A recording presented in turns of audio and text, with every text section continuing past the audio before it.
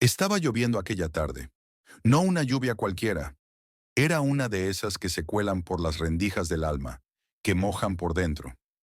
Yo tenía 14 años y acababa de ganar el segundo premio en un concurso de redacción del colegio. No era gran cosa, pero para mí que vivía bajo la sombra de un hermano que respiraba perfección, significaba todo. Entré en casa con el diploma arrugado en la mano, el corazón latiendo a mil. Vi a mi madre en la cocina, cortando cebollas. Mi padre estaba sentado frente al televisor, cerveza en mano. Y Alejandro, claro, Alejandro estaba en el comedor con su carpeta de música, como siempre, componiendo genialidades. Mamá, dije acercándome, mira lo que gané. Ella levantó la vista, sonrió levemente, con esa tibieza que duele más que cualquier rechazo directo. Qué bien, hijo, dijo, y volvió a sus cebollas. Mi padre bufó. Sin mirarme dijo, ¿segundo? ¿Y eso es motivo de orgullo ahora? Me congelé. Tragué saliva. Alejandro ni siquiera levantó la cabeza. Es un logro. Había muchos participantes. Alejandro ganó el regional de piano a tu edad, soltó mi padre, y le dio un trago largo a la cerveza. Pero claro, tú con tus cuentos. ¿Y de qué escribiste? ¿De dragones? ¿Fantasías ridículas? Mi madre no dijo nada, solo seguía cortando, cortando, como si el sonido del cuchillo pudiera silenciar el veneno. No eran fantasías, murmuré. Él se levantó bruscamente, tirando la botella medio vacía contra la pared. Se estrelló con un estruendo seco. La cerveza salpicó el suelo. No me contestes, Víctor. Eres una vergüenza. Siempre lo has sido. Di un paso atrás. Alejandro levantó la vista entonces, por primera vez. Me miró con lástima. Esa lástima fue peor que el grito. No le hables así, susurró él, pero su voz era débil. Un susurro para una tempestad. Tú cállate, bramó mi padre, y volvió a sentarse mascullando.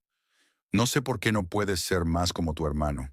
Siempre inventando tonterías, escapando de la realidad.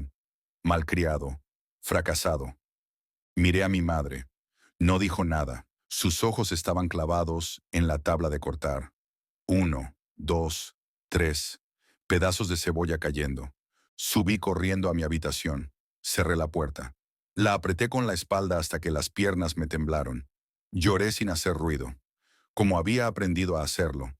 A la mañana siguiente, el diploma ya no estaba en la repisa. Nunca supe si fue mi padre quien lo tiró o si simplemente desapareció, como tantas cosas mías. Esa fue la última vez que intenté mostrarles algo. La última vez que busqué su aprobación. 12 años después, cuando mi madre me llamó suplicando ayuda, con la voz rota y el apellido que aún dolía, me bastó recordar esa noche, ese ruido de la botella, ese silencio de cebollas. Habían pasado más de 12 años desde aquella noche, y sin embargo, cuando vi su nombre en la pantalla de mi móvil, algo se congeló dentro de mí. Mamá. No tenía su número guardado, pero su voz era inconfundible. En cuanto respondí, todo el pasado me golpeó de frente. Víctor, hijo, susurró ella, como si el término le pesara. Pausa. Un silencio incómodo, no por la distancia, sino por lo que nunca se dijo. Necesitamos ayuda. Tu padre está enfermo. Alejandro tuvo que volver a casa. La situación es complicada. Me senté en el borde de la cama de mi pequeño apartamento en Sevilla. Afuera, el ruido de la ciudad me mantenía anclado al presente, pero su voz me arrastraba al pasado como un remolino. ¿Y por qué me llamas ahora? No hubo respuesta inmediata. Porque tú, titubeó, tú también eres parte de esta familia. Reí, seco, como quien tose sangre. ¿Ahora lo soy? Hubo un jadeo al otro lado. Casi pude verla apretando los dedos alrededor del teléfono, evitando llorar, como solía hacer cuando mi padre nos humillaba. No me hagas esto, murmuró. No en un momento así. Tú sabes lo que me hacían sentir, escupí. Lo que me hacías sentir tú con tu silencio. Como si yo no existiera. Como si no importara. Yo me fui con nada, ¿recuerdas? Ni una maleta, ni una palabra de aliento. Solo el eco de sus gritos y tu mirada baja. Me levanté. Comencé a caminar por la habitación, los puños cerrados. No quería gritar. No quería sentir. Construí todo solo, continué. Cada trabajo, cada noche sin dormir, cada vez que pensaba que no valía la pena, me convencí de lo contrario. Y no gracias a ustedes. Tu padre se está muriendo, dijo al fin. Era su carta final, la última que tenía. Me detuve, cerré los ojos.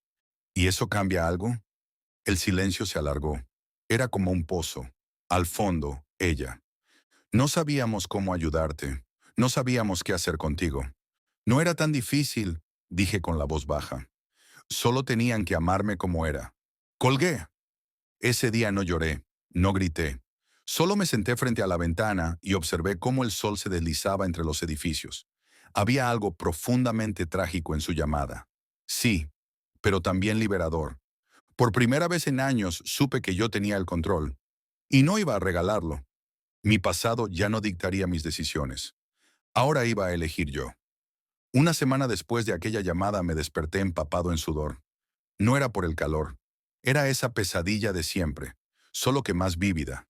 Mi padre gritando, mi madre mirando a otro lado, y yo, una sombra sin voz en una casa que no me quería. Me levanté como si escapara de un incendio, buscando aire en la cocina. Encendí la cafetera con manos temblorosas. Algo dentro de mí se deshacía, como si la coraza que había construido con tanto esfuerzo empezara a agrietarse. Estaba solo. No solo como metáfora, literalmente solo. Había terminado con Irene 2 meses antes, después de 3 años de relación. Le dije que no estaba listo para una familia, que no quería repetir errores. La verdad era más sucia. Tenía miedo de destruir lo que más amaba, como él. Fui al trabajo como un autómata. Me senté frente al ordenador y las palabras, que solían fluir con una mezcla de rabia y talento, no aparecieron. El cursor titilaba, cruel, como una risa burlona. Al mediodía, me encontré en un parque, sin saber cómo había llegado ahí. Me senté en un banco y vi a un niño corriendo detrás de una pelota, riendo. Su madre lo miraba con ternura. Era una escena que cualquier otro habría encontrado dulce. Yo solo sentí un nudo en la garganta. ¿Y si tenían razón? Pensé. ¿Y si nunca fui suficiente? ¿Y si todo esto que me construí no era más que un disfraz? Un intento desesperado por valer algo, por probarles algo que ni siquiera se molestaron en mirar. Me abracé a mí mismo. Me sentí niño otra vez. Solo. Invisible. Un eco. Volví a casa esa noche y me desplomé en el suelo de la sala. No podía respirar. Era como si todo el aire hubiera sido aspirado por esa maldita casa donde crecí, por esas palabras que aún me martillaban. Vergüenza, fracaso, ridículo. Lloré, como no lo hacía desde que era adolescente. Golpeé el suelo. Maldije sus nombres, el mío, todo. Quise llamarla. Quise decirle que sí, que iba a ayudar, que solo quería una disculpa. Algo, una grieta en su frialdad. Pero no lo hice, porque dentro del dolor comprendí algo terrible. No era solo ellos, era yo. Yo seguía siendo ese niño que necesitaba que lo vieran, que lo abrazaran, que lo eligieran. Y ellos nunca lo harían. Esa noche dormí en el suelo sin fuerzas para moverme. Y cuando amaneció, el dolor seguía ahí, pero también una certeza. O me destruía del todo, o me convertía en alguien nuevo. Elegí lo segundo, aunque aún no sabía cómo. No volví a responder sus llamadas. Tampoco los mensajes que Alejandro empezó a mandarme días después, con ese tono que mezclaba culpa y superioridad, como si su talento le diera derecho a hablar por todos. En cambio me enfoqué en una cosa: escribir, pero no cuentos. Empecé a contar mi historia, cruda, sucia, dolorosa, sin buscar redención, solo verdad. Cada palabra era un puñetazo en la pared de mi pasado. Fue entonces cuando conocí a Clara. No fue en un bar ni en una cita organizada, sino en una librería. Estábamos en la misma sección, Memorias. Ella hojeaba un libro de Joan Didion. Yo tenía en las manos un ejemplar de Sylvia Plath.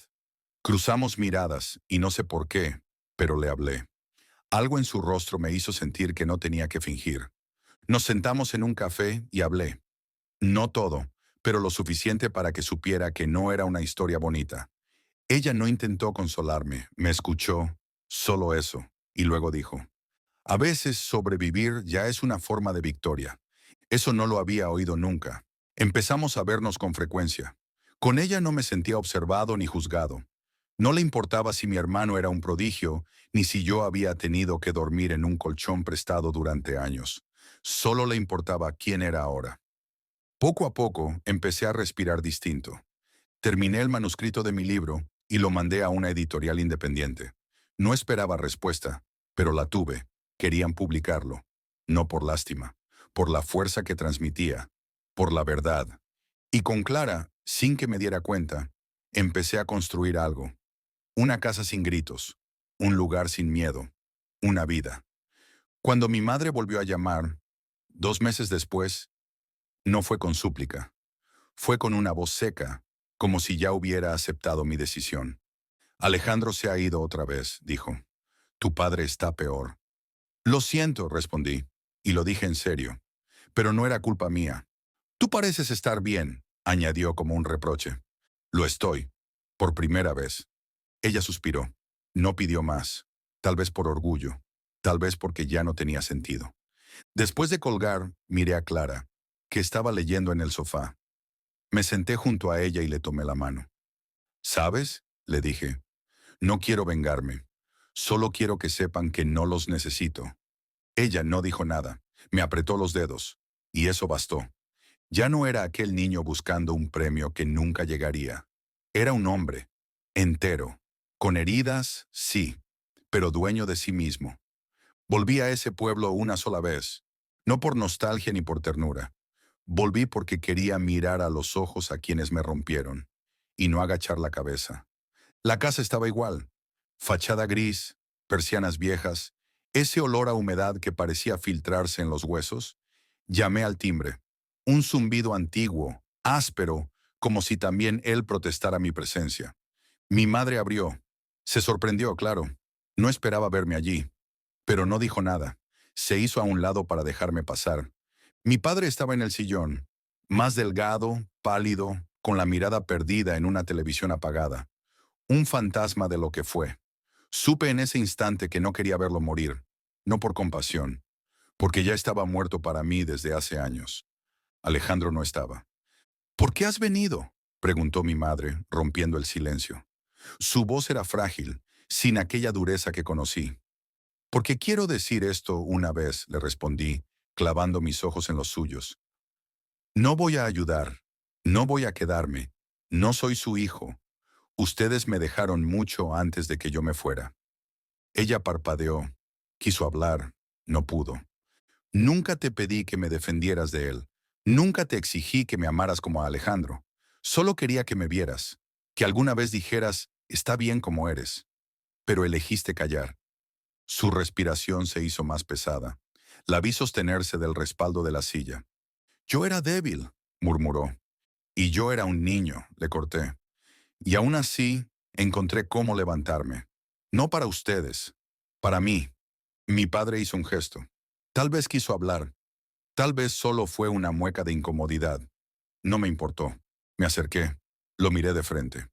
Sé que no vas a pedirme perdón. Ni lo necesito. Me gritaste toda la infancia que era un fracaso. Pero ahora mírame. Saqué de la mochila un ejemplar de mi libro. Lo dejé sobre la mesa, con la portada hacia arriba. El hijo que no fue. No por provocación, por verdad. Eso soy yo, dije. Ella bajó la mirada. Él ni siquiera reaccionó. Me dirigí a la puerta. No había nada más que decir, nada más que explicar. Antes de salir me giré. Esta será la última vez que me vean. Cuídense. O number ya no es mi asunto. Cerré la puerta detrás de mí. El aire afuera era distinto. Más frío, más libre. Mi historia ya no les pertenecía. Nunca más. En el balcón de mi apartamento en Sevilla, al atardecer, el viento mueve las páginas abiertas del libro que escribí. Clara ríe adentro con nuestra hija. Su voz clara atraviesa el cristal. Yo me quedo ahí un segundo más, solo uno, mirando el cielo teñirse de rojo. Y sonrío, no por ellos, por mí.